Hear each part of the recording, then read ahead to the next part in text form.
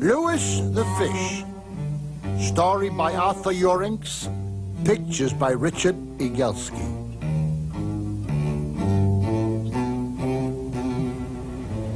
One day last spring, Louis, a butcher, turned into a fish.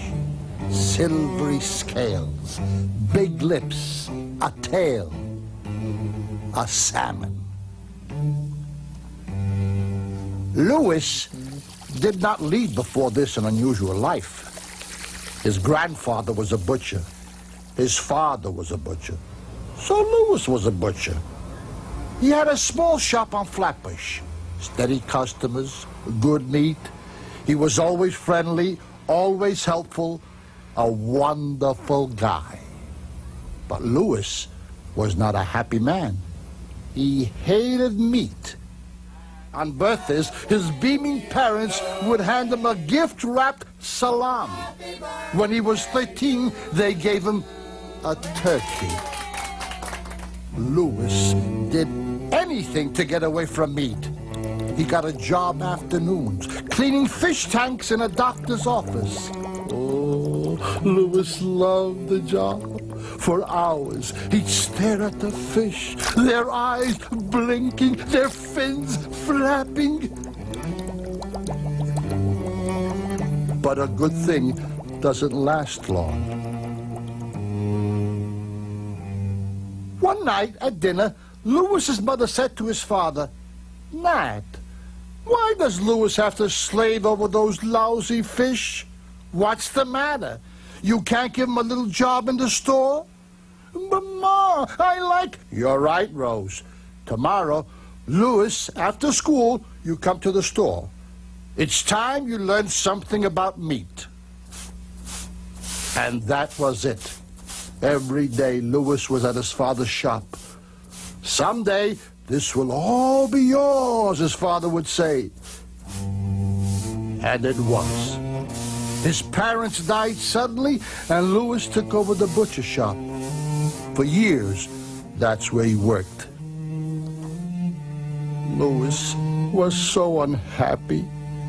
His only happy times were when he was in the refrigerator. There, he'd sit for hours and draw fish. Big ones, little ones. He'd draw them all over the place. Surrounded by steaks, all Louis thought about was fish. But then, it got worse.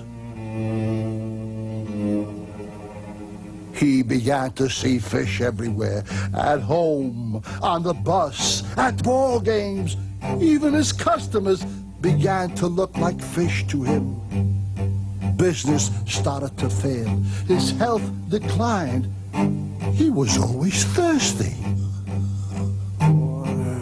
At night, Louis had trouble sleeping. One night in May, he had bad dreams.